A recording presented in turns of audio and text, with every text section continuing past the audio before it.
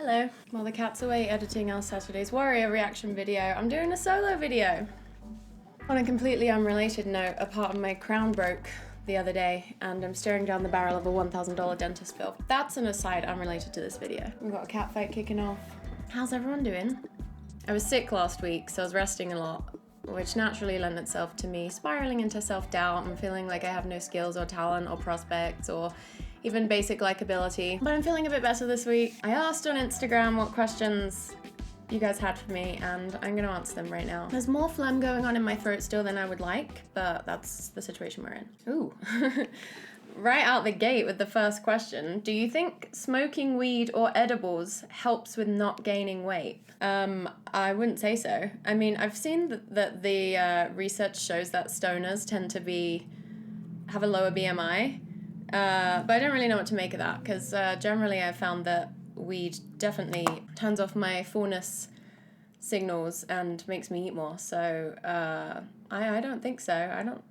It depends. Maybe you guys who are experienced stoners can weigh in the comments, because I don't know how to answer that. Someone else said, any tips for getting Eras tickets? No, I'm sorry, I have no tips because a friend got them for me, and I didn't even really deserve to go based on that. You know, like I love Taylor Swift. I'm the biggest Taylor Swift fan, but when it comes to concerts, I'm usually kind of unmotivated. I'm so glad I got to go. It was like the best experience ever. It did not disappoint. It was a spiritual experience, but I'm just so bad with stuff like that. Like, if I know there's like a level of competition to having to like get in an internet queue and get tickets for something, I won't even be able to mentally go there. Is that an ADHD thing or just a general laziness thing? It's hard to know. But if anyone is trying to get Eras tickets, I wish you good luck because you deserve it. It's an incredible experience. I want that for you. Eras tickets flow freely through you. Freely through you. Someone said, how does one make Exmo/Nevermo friends as a chronically ill adult in Utah? That does seem challenging. I don't have experience with chronic illness, so I can't really say how that factors in, I suppose, because I guess my initial response, if you take away the chronically ill part, would be try and get involved in, you know, like clubs or groups doing things. It's so funny. I work from home and I'm alone a lot, except when Tana comes over to film. And so some days I'm just spiraling, you know, like last week, as I said, because I was sick, spiraled a lot. My partner Jared kept telling me I needed to join a club, which I took great offense to, but I actually think is a really good idea, and I'm going to try and join a writing group this week. Anyway, making friends as a chronically ill adult. I mean, I feel like people are talking about chronic illness a lot more now, so there's probably more opportunities to virtually connect and hopefully figure something out that way. I don't know, sorry, I'm being like really unhelpful here. I guess I would just say put yourself out there however you can, connect with people however you can. For someone who struggles with social self-doubt, let's say, it's gonna sound annoying, but I find that meditation and journaling and sort of deciding what you want your mindset to be and then repeating that to yourself can be really helpful. For me, that might be like, I'm a likable and fun person who is not weird to talk to, or, you know, probably would do the affirmation statements in the positive, not the negative. But anyway, I find stuff like that helpful. Yeah, sorry, I don't have a very good answer for that one. Another person said, not a hi, but an apology. I used to know you when I worked in the comms department at BYU, Idaho, and I sat there silently judging, especially as I watched your lives unfold on Facebook. I'm sorry for my silent judgment and ignorance. That's nice. I'm assuming the judgment came in when me and Tana started being publicly ex-Mormon. And I think we can all relate to that experience of judging someone for becoming ex-Mormon and talking about it. And yeah, so all is forgiven. It's always nice to, you know, feel in a good spot with people who once judged you, even if you didn't know that they were judging you. Someone said, do you feel limited on content you can make? Yes and no. We definitely have painted ourselves into the ex-Mormon space, but not, even saying painted sounds like more involuntary than it is. It is certainly true that when we make Mormon-focused content, it does a lot better than when we try and branch out and get away from that. So I'd say we kind of do err on the side of Mormon or I suppose ex-Christian themed videos and content because we have bills to pay and it's already so hard to pay them. even when we do always make Mormon-themed content. The thing that keeps me making ex-Mormon content is just that it is an area where I have lived experience. Me and Tana have seen over the years how impactful us talking about Mormonism can be to people. Like, we get messages every week from people saying how healing our content was when they were going through their faith journey and they didn't have a lot of people in their real lives they could talk to. We've always heard feedback that we make it feel lighter because, well, you know, we take like a jokey approach a lot of the time, but also I just think it's nice to watch two friends interact. Like, I know for me as a viewer, I'm addicted to YouTube. I watch way too much. Tana's not so much. I love watching friends interact. There's just something kind of warm and comforting about it. So anyway, all of this is to say, I keep being interested in making ex-Mormon content because I see that it makes an impact. I also don't feel too limited because I feel like, you know, talking about leaving religion kind of naturally lends itself to us being able to then go on to talk about other things we care about, like our perspectives on life and spirituality and communication and things like that now. So it feels like we're able to use ex-Mormonism as sort of a jumping off point to ultimately talk about the things we really care about, which are kind of broader and more potentially universally applicable than obviously Mormonism, which is this tiny niche. But I just think everyone in life has to find a way that they can make a difference and then do that. And like it's kind of a weird one, you know, making YouTube videos about the cult that you joined at 17 and left at 22, but it does make an impact, and I feel very grateful that we've been able to hear from maybe even thousands of people over the years what a difference our work has made. Because I mean, I don't think you need to do anything public to make a difference in the world. I think just people doing any job, it's kind of the spirit that you do it with that makes a difference to the world, unless you're doing a job that is like fundamentally corrupt and harming the world. But yeah, I don't think it's all about, you know, having an audience or having like thousands of people consume your work or anything like that, but it is certainly a blessing that well, it's a blessing and a curse, because in as much as we get really positive feedback, you also have to deal with the negative feedback. And so I don't know. Being any kind of public figure, even though we're not really like public figures, we're like very small potatoes, is it's weird. It's a weird one. I just read a book called The Status Game. You might have watched our live stream called The Mormon Status Game, which was based on that. And it talked about how status is a fundamental human need and that we can't really escape. And I, as I was reading that book, was just reflecting on like how cool it is that we've been able to make content, make videos that thousands of people have watched over the years and given us feedback about that assures us that we are making a difference, because not everyone gets that kind of overt feedback that they're making a difference in the world, even though they may be making a difference. You know, just the way that they live their life is blessing people and is softening people and is making people feel safe and loved. You know, I guess what I'm saying is I'm both horrified and grateful to be doing a job that is like public facing. It's not my natural. How did this question even start? Do I feel limited in the content I can make? Ultimately, no-ish, because I do feel passionate about the topic of ex-Mormonism and just getting away from high control groups and, you know, just poor thinking generally, even though obviously we all continue to be affected by poor thinking, not claiming to be a great thinker or anything. But yeah, I care about the subject matter. I like knowing that people are helped by the stuff that we do. I like to think, you know, pie in the sky, that the way that we talk about ex-Mormonism and leaving religion and, you know, getting away from high control group thinking and stuff, I like to think that we, at least lately, have been doing it in a way that encourages people to be kinder to themselves and others. I think that's kind of the ultimate thing we would like to achieve, because I mean, I know early on with the content we would make, I mean, we were still grieving and we were young and I was a complete idiot.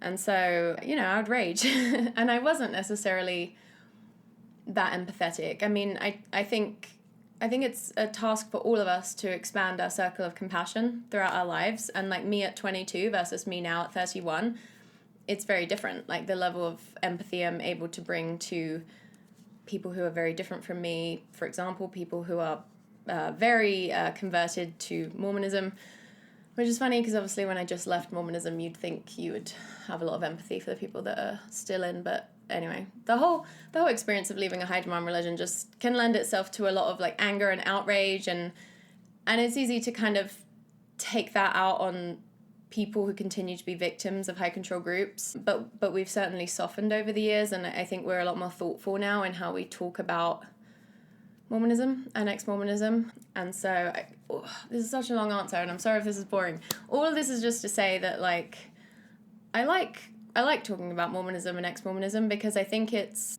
a niche, but it's also something that has so many parallels to so much, because like all high control groups essentially work the same way. And, you know, we have a lot of people who used to be Christians or Jehovah's Witnesses or whatever who come onto our videos, and people that have never been religious and just find the topic fascinating. And I like to think we bring more to it these days than like just being like, this thing in Mormonism is wrong and here's why. You know, I like to think that now, as we're a little bit older, that we're more careful about how we talk about things. And I think that is just as important as like the content of our videos is like the way that we're presenting it, you know, and the level of empathy that we're striving to have. Sorry, it's such a long answer. Please don't click off the video. I think me and Tana both would like to sort of expand on the type of content that we make. I also think me and Tana have quite different styles that don't always merge well together, but I don't want to like say that and have it like become a self-fulfilling prophecy, because I don't think it's necessarily true. But like I do think even just the fact that I am a YouTube addict and binge a lot of YouTube obviously like kind of skews my perspective of what type of content I want to make versus anyway. It's just kind of challenging working with another person, even your best friend. I think me and Tana have a really good we're very like aligned on our values, I would say.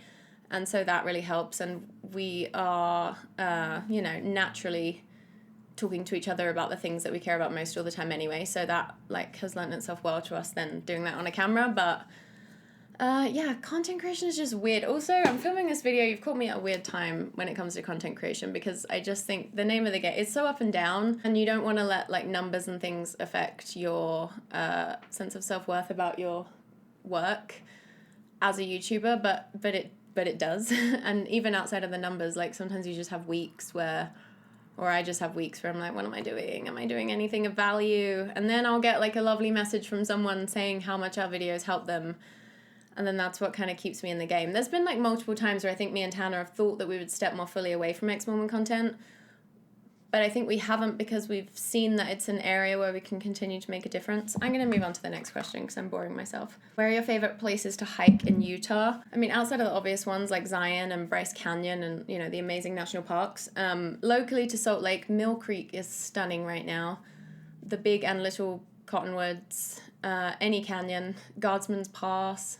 There's so many good hikes in Utah. And if you want to go on them, you should follow me on Instagram, because I'm always hiking and tagging where I'm hiking. What's your favorite thing to do by yourself? Coffee run, hike, etc.? I spend a lot of time by myself, and I don't know, I really like working out. That's been like a love of mine in recent years. I love just like being home and cleaning and like listening to a podcast and cooking and reading a book. I'd love to be brave enough to go on hikes by myself, but for some reason in Utah I don't really feel safe doing that. If I was in England, I'd hike by myself, no big deal. But I just have a little bit of fear around that. That's my favorite thing to do by myself. It's just those ordinary things, really. Don't get it twisted. I also enjoy communicating telepathically with my cats, getting cheeky hits of dopamine by indulging my compulsions, and spiraling into unimaginable levels of gloom when the mood is just right. How's your inner warrior doing? She had a bit of a tough week last week, I'm not gonna lie. You know when you're sick and it's like your happy chemicals are all like lower anyway? And then it's just so easy for those negative narratives that your brain will like go to in periods of distress. It's easy for them to kind of like take over. And I've gone through enough seasons of life now that I know when I'm feeling off that, you know, this too shall pass. Everything is temporary. And so it's not that big of a deal. But it does, you know, when you're sick and you just like can't do anything. And so As much as I'm usually quite good at letting myself rest, like I'm a rester. I'm not like a workaholic hustler for sure. If anything, I'm the opposite. But I did find it challenging not really being able to like move or go outside or do much. So my inner warrior is doing good, but yeah, it's also seasonal, isn't it? It's wild how life can be so different from one week to the next, and just like how your body is doing can affect the stories you have about yourself and life so much. How's the tooth situation? You all right? My crown broke on Friday. It's actually been fine. I'm going to the dentist tomorrow. It's going to be a financial punch in the face, but other than that, it should be fine. It's not really visible. Also, I've really been enjoying forbidden chewing. When you chew on just one side of your mouth, it becomes very enjoyable to suddenly chew on the other side of your mouth, which has not had its taste buds ignited. And I know you're not really supposed to do that with a broken crown, but I've been having gummies, jerky. I've been eating anything. No wonder I have fucked up teeth. What Taylor Swift song do you currently most relate to? Let's just say Mirrorball. I love the song Mirrorball. How did you meet your friend group? How does anyone make friends in their 30s? Yeah, you tell me. I think the easiest way to make friends is by having friends, and then friends beget more friends. I mean, Tanner I've known since college, so we've known each other for like 10 years. I don't know, I just feel like all my friends are just friends of friends. Something I think is useful as an adult with friendship, because like making friends does get tougher as an adult, because you're not, especially for me, I don't like go into an office every day or anything. You don't have like the convenience of being like thrown together in like a classroom situation and being forced to make the best of it together. That, you know, that can form a lot of bonds.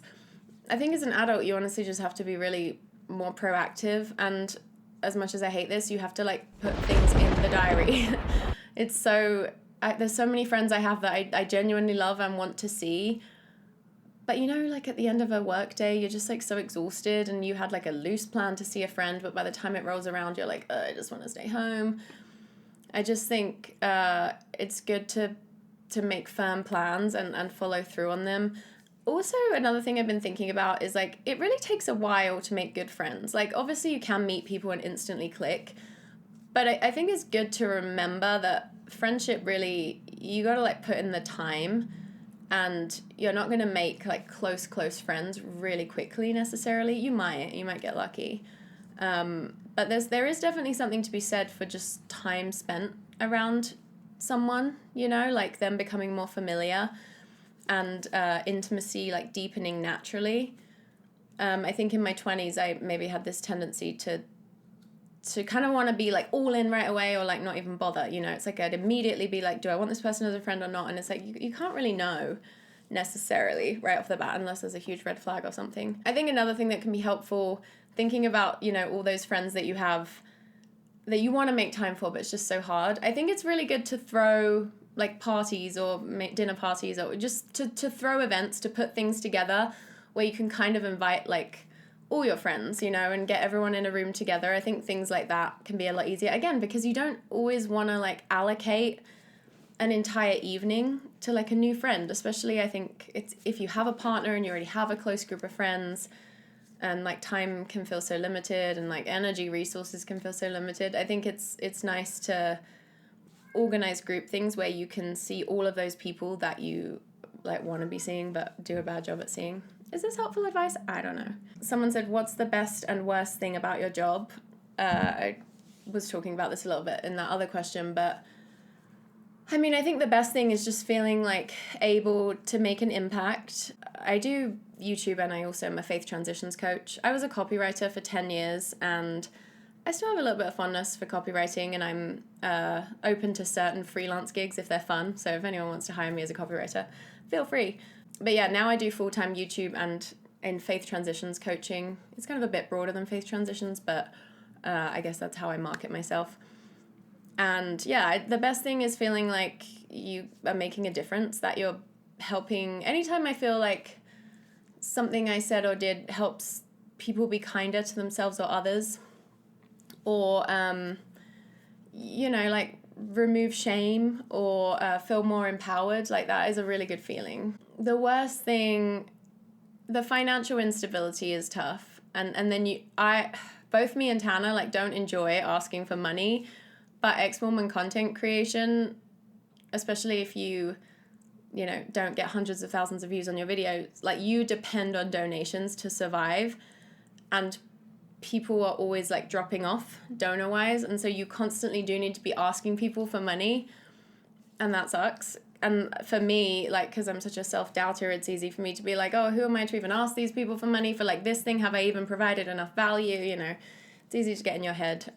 So yeah, I guess the worst thing is like the financial instability, kind of the instability of it all generally, because content creation is not a meritocracy. Like, the best content doesn't necessarily rise to the top. Sometimes like lowest common denominator content will rise to the top, and who's to say whether that's good or bad, but there are just some weeks where you feel like you put your heart and soul into something and it's just kind of has a meh reaction, and that's fine. That's part of it. And I think me and Tana are kind of good.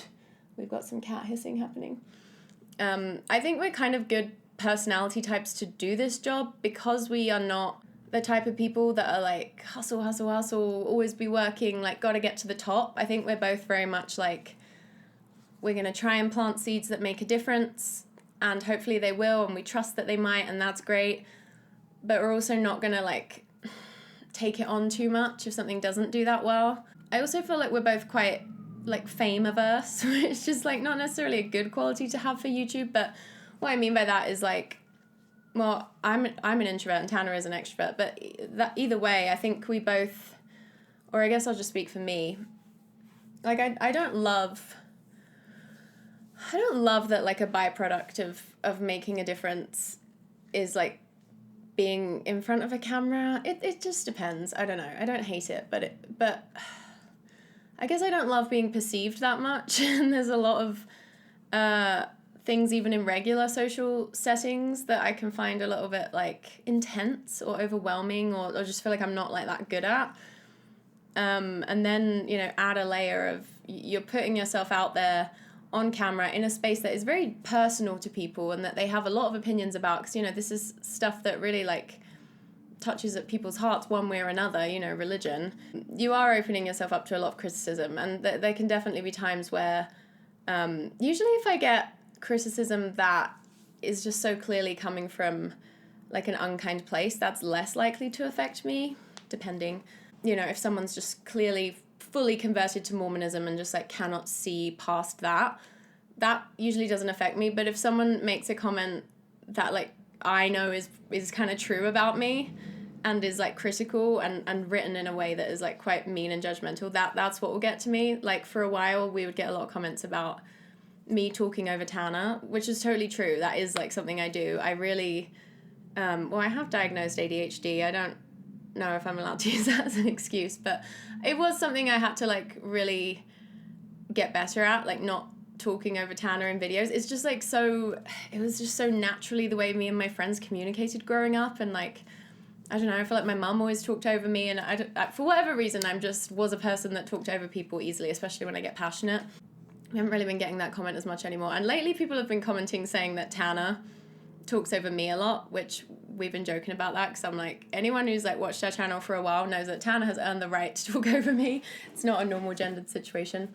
Anyway, yeah, criticism that strikes more at the heart of like a thing I'll be insecure about myself is more likely to affect me than just kind of out of pocket meanness. But most of the time the criticism is not that bad. Like, I feel like we don't really get that much hate in the comments. And when we do, we usually are pretty good at just ignoring it, because most of the time it's not worth engaging with. So yeah, I guess another best thing about this job is just getting to talk to my best friend every week as like part of my job, and getting to set my own hours and be my own boss. Yeah. I think it also can't be overstated. This is maybe not as relevant anymore, but it can't be overstated how healing it is for people to turn their suffering or things they've gone through into something that can benefit others who are maybe in the position that they were once in or will be or whatever. Like, there's a reason a lot of people are drawn to ex-Mormon content creation when they leave Mormonism, because it is just such an intense, harrowing experience. I think it's just a human tendency to want to then transmute that into something of value to the world. And so I really do feel grateful for that. Like, throughout my 20s, as rocky as things maybe got in terms of like my life and my mental health at times, like it is kind of cool to think about how that most of that time I was still like able to like deliver something of value to a community that I cared about. And it's like a privilege, I think, to have an audience. There are reasons we have an audience that aren't necessarily earned, like just the timing of us leaving Mormonism and starting YouTube when no one was really doing that kind of thing the way we were, and like being connected to John DeLynn, who kind of promoted our channel early on. Like I think if we would have got into ex-Mormon content creation now, well, I don't know if we would have been able to like make it in any way. So I do feel really lucky just for all of this. Like I feel lucky to be able to have a relationship with a community I really love, and it's been cool over the years, and especially in recent years as I feel like my mindset has kind of shifted, and I don't know, my heart has like got softer as I've got older, and now I like really value, you know, there are certain people who are just always in the comment section, and I feel like I know them and they feel like they know us, and like that's really nice. Someone said, how's your marathon training going? I'm doing a half marathon. Allegedly, I'm doing that. Maybe. I'm doing a half marathon because my partner, Jared, came home one day and said one of his co-workers or some of his co-workers were going to do the half marathon and he was going to do it too. And I thought, well, if he's going to do it, then I should just do it too, because like it'll be a thing we can do together. If he's going to be running that much, I might as well do it too. It's good to have a fitness challenge. I used to run like as a teenager and in my early 20s, but it was always so linked to like my eating disorder and just wanting to be thin. And so I've just avoided it for most of my 20s.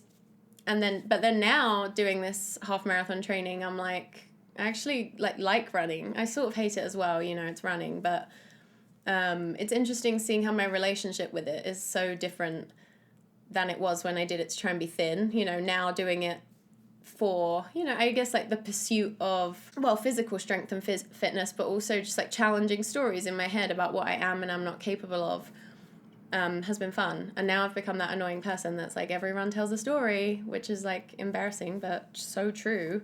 And so, yeah, my half marathon training, I have until September to do it. I'm at 6 miles is the most I've run so far. It's only been like a month, but yeah, I hope I get above 6 miles soon. But we'll see. There's a little part of me that's like, am I going to do this half marathon? Just because, I don't know, it just seems like a lot. It's a lot of running, 13 miles. And we haven't technically signed up for the half marathon yet. So I think me and Jared are both a little bit like, oh, we're going to do this, but we probably will. So I think the half marathon training is going well. Someone said, can you share about how you got into TM? I want to learn but don't want to do a course. I think they mean transcendental meditation, which I'm not into. I'm not like I'm against it, as in I've just not really done it. I just do pretty standard, I think it's called Vipassana meditation, where you're mostly focused on the breath. And the way I got into meditation, which I've said a million times, is through the Headspace app. And I'm a huge evangelist for the Headspace app because I just think the way that it teaches you meditation, like day by day, line upon line, is unparalleled. And I love the guy that started the app. He's like this British guy who's like a down-to-earth dad, but also is like a trained Tibetan monk. And I just love Headspace. But my advice, if you're wanting to get into meditation, is commit every day for a month and do it. You know, like do the Headspace app 10 minutes every single day, or 20 if you're ambitious, I don't know, just any amount of time, but every single day. It's kind of one of those things where you don't really get a sense for what it actually is, or like the true benefits, unless you're willing to kind of show up day in, day out, regardless of how you're doing. It's kind of like when I did yoga with Adrienne's January challenge, and it was so interesting how different of a pursuit it was because I was showing up every day. Like there's something about doing things, whether or not you feel like it, that like you learn so much more. I can't really explain it, but like with yoga, like I started to realize there'll be days where I'd show up to the mat feeling just discouraged and weak and tired, and then I would be amazed by the strength I would just happen to kind of get that day. But there was something about like riding all the waves that made it a more like a richer experience, and kind of, I guess, like got me in touch with like what yoga actually is and like what the benefits of it are, more than if I was just doing it sporadically when I felt like it. So I really feel like with meditation especially, commit to an everyday practice for, let's say, a month. And yeah, someone said thoughts on queer ultimatum. Who watched the lesbian ultimatum? Because it was wild. My thoughts on it, I mean, this isn't a unique thought, but like all of those people need couples therapy not to be on that kind of dating show. Just kind of like throwing monogamous people into polyamory and thinking that's going to solve anything when you could just be teaching them that communication skills and conflict management skills and relationship skills that would actually benefit them. It's kind of it's an unethical show, you know. They are exploiting people's lack of emotional and relational intelligence for entertainment. But I mean, I guess the people are signing up for it, but, you know, I feel a bit weird about just like the existence of shows like that. But it was so entertaining. I think Mal is my favorite person on the show. I thought she was incredible throughout, like so mature, and she was kind of the only one who seemed to have good relationship skills. I guess also Sam seemed very wise and good at conflict management, and yeah, I don't know. It's a shit show though. What do you guys think? What did you guys think of Vanessa? I really had a hard time watching Ozzy and how easily triggered she would get. I mean, I felt bad for her because you could tell it wasn't her fault, and especially her talking about her intense Catholic upbringing and stuff, but just the ease with which she would completely disengage just was like so stressful for me to watch. I felt so bad for Sam. Someone said, what are other places you'd like to live? How about van life? Would you ever consider switching from high demand religion videos to something else, like furthering your music? What is your favorite song by anyone, including you? Other places I'd like to live, I mean, Ingondor is, you know, that's my home nation, and so I'm always open to living there again. I'm pretty open to living in a lot of places, but as for van life, I have 3 cats, so it's not very practical. I also think van life really had a moment in the culture. There's cat hissing happening right now because I'm filming in Jack's room, so Banksy has come in to hang out with me. This could be a cat fight. Chill. I think van life, I understand the appeals, but I think it would get old real fast. I don't think it's as easy or as glamorous as it's been made out to be. I've watched, Tiffany Ferguson has a really good video on hissing. Tiffany Ferguson she's a YouTuber I love. She has a really good video on van life and how it's not all, these cats will not. Jack's just not backing down and Banksy just continues to hiss.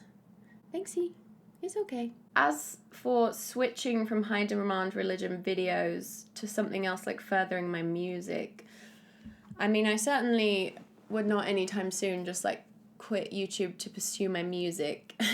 I guess my sort of philosophy on career stuff and creativity is do what speaks to you, and if something starts to take more priority, that's fine, but I think it's, for me, I like when things sort of happen organically. I don't necessarily have like this big goal in mind. I mean, I have goals, but my goals are more like, you know, I want to live a life where I'm free to follow my creative instincts, or, you know, I want to invite creativity into my life. I want to spread messages of like love and kindness. I know that sounds trite, but that is like how I sort of see it.